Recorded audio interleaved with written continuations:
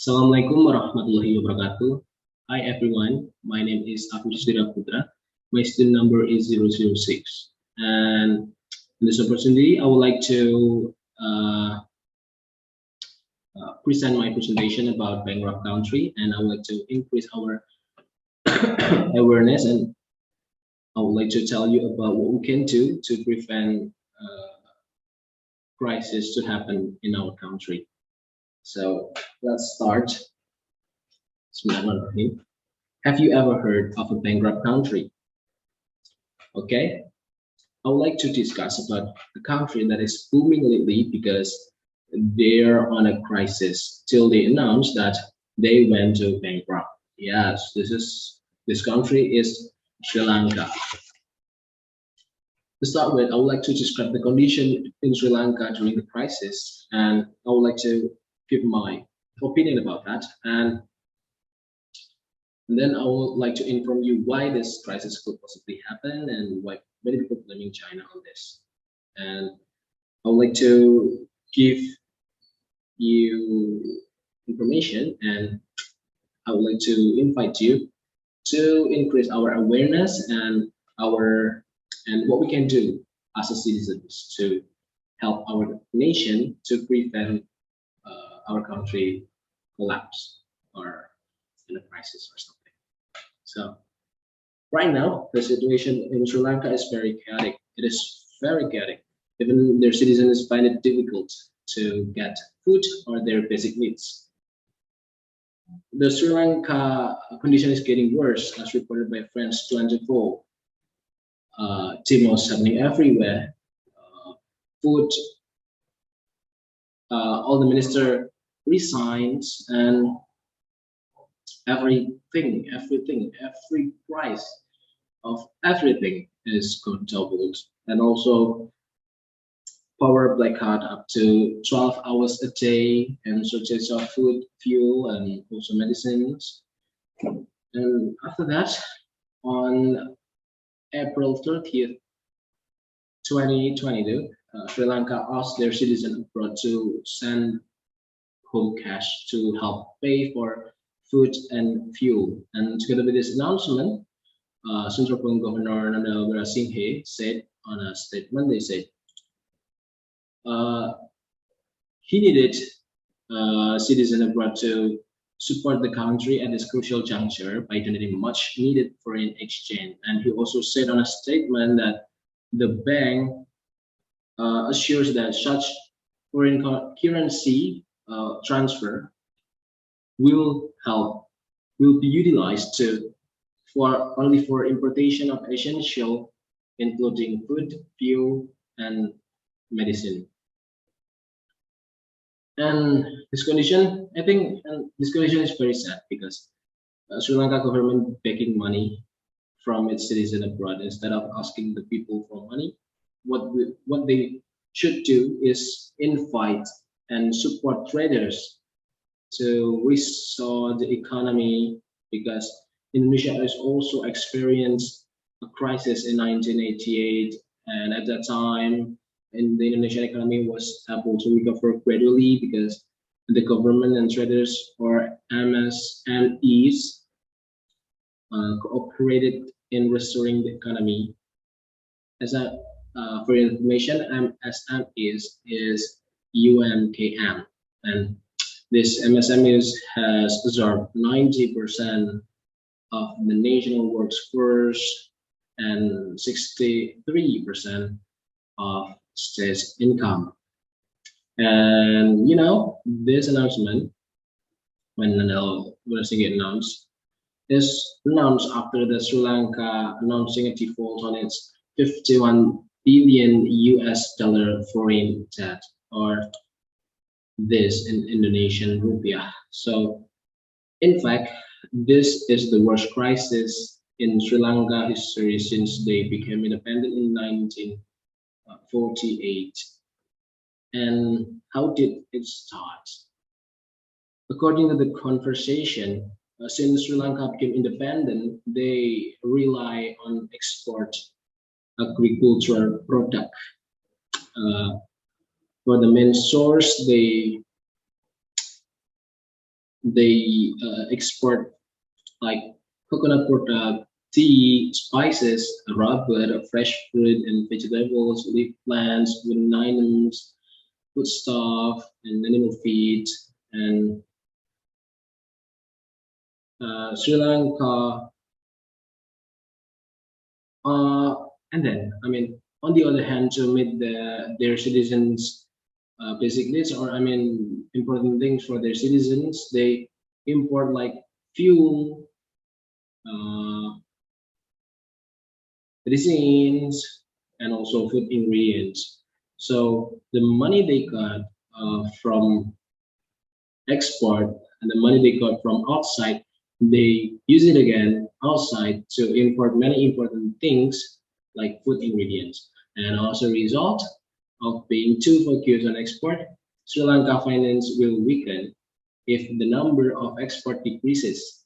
And the next step that user government use is they borrowing money from outside or from the other country. And and I think this crisis is happened because they are too focused. They are too focused on export and import. While Sri Lanka is not dependent on the export sector, they will not be hit by the crisis.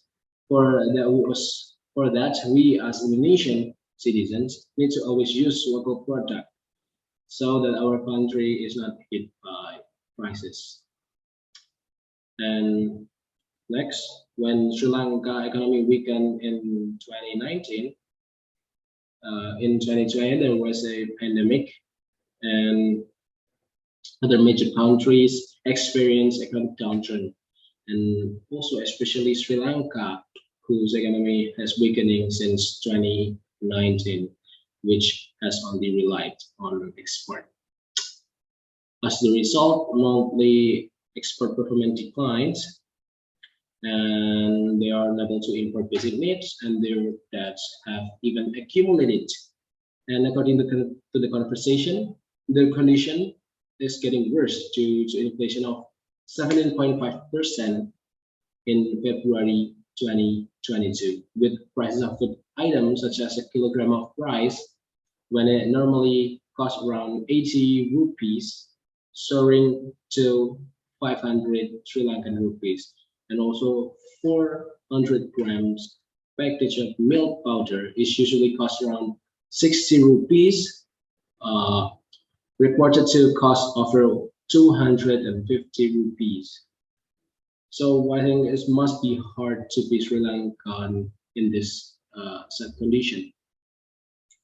And due to the worsening situation on April 1st, 2022, uh, Sri Lankan President Gotabaya Rajapaksa state uh, declaration, state declare a state of emergency.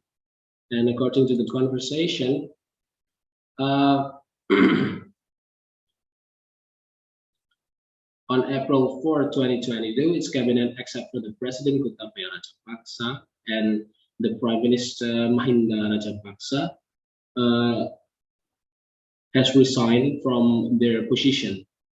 And if you think that they have a similar surname because they are brothers, and among the minister who resigned were two ministers from the Rajapaksa's family. The one is Finance Minister Basil Rajapaksa, and the second one is the younger brother. I mean, Basil Rajapaksa is the President Gotabaya and the Prime Minister younger brother, and then the Sport Minister is Nama Rajapaksa. He is the son of the Prime Minister Mahinda Rajapaksa.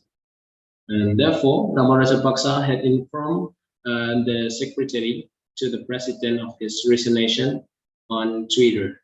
He tweeted like this.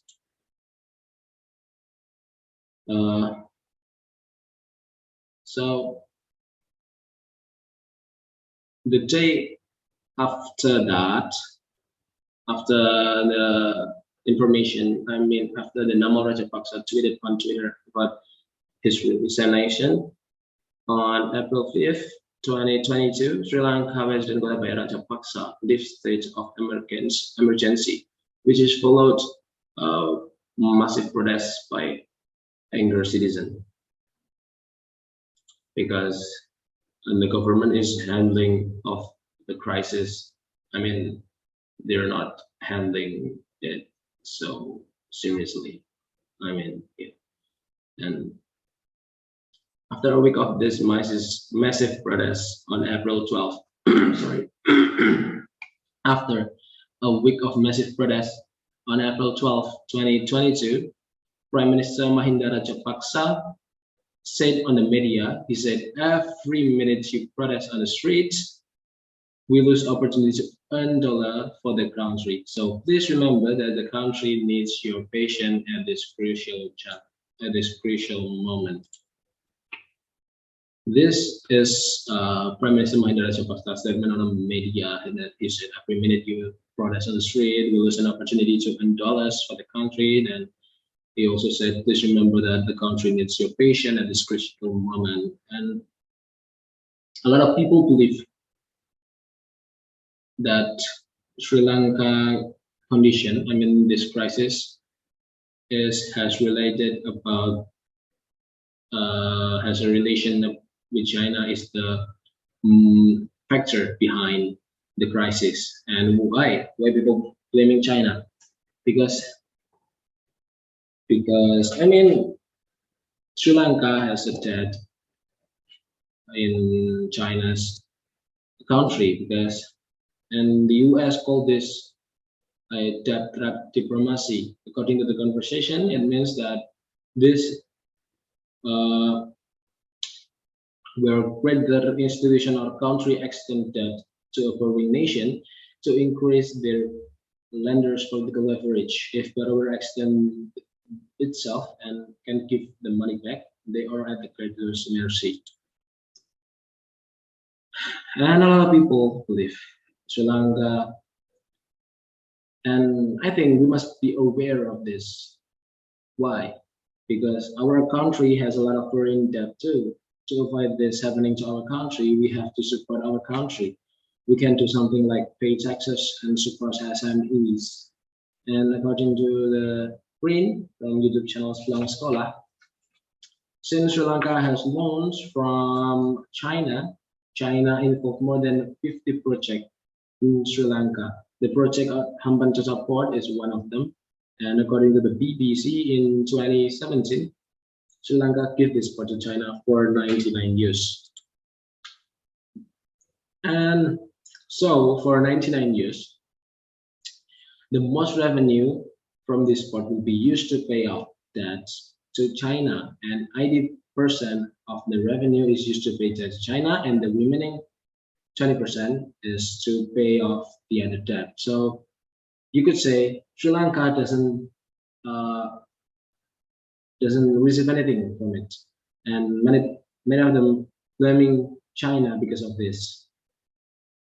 And however, according to the analysis of a professor of economic R. Ramakumar at the conversation, it is inappropriate to blame China for the crisis in Sri Lanka to the takeover of Hambantota Port, because from the start, this construction of this port was indeed financed by Chinese Exim Bank, and during the journey, it has continued to lose money. So Sri Lanka leased this port to China Merchant Group for 99 years, and at the rental fee, 1.12 billion US dollar.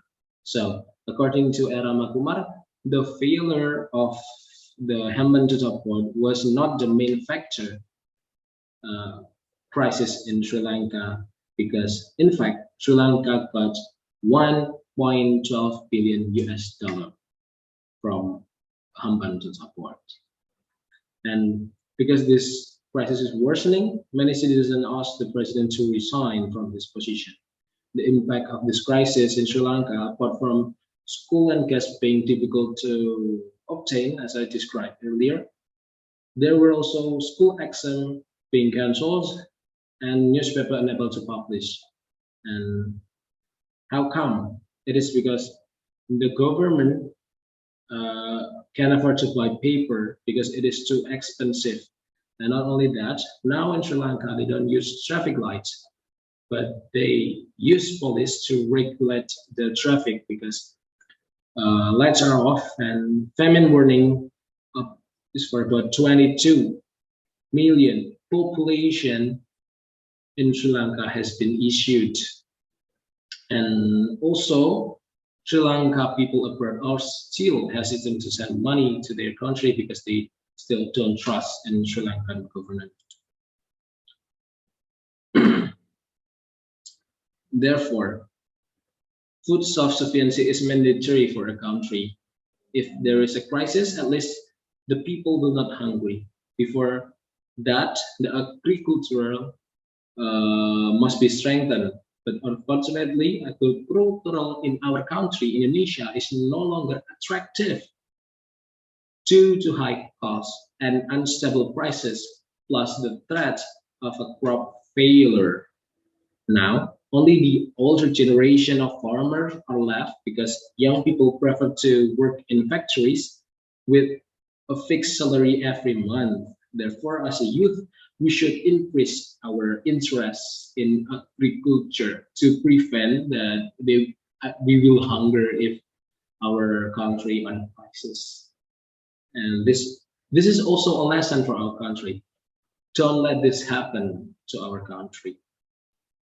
Love domestic product, don't import goods that we can make access that we can make or exist in our country, eradicate corruption by officials from upstream to downstream, the central government and the DPR, also MPR, and don't owe the EMF and World Bank for things that are there that are not urgent. So we can get loans from EMF and World Bank if it's urgent things. So, and MSMEs are maximized and job opportunities are open so that they can be independent with the capabilities of the Indonesian people themselves.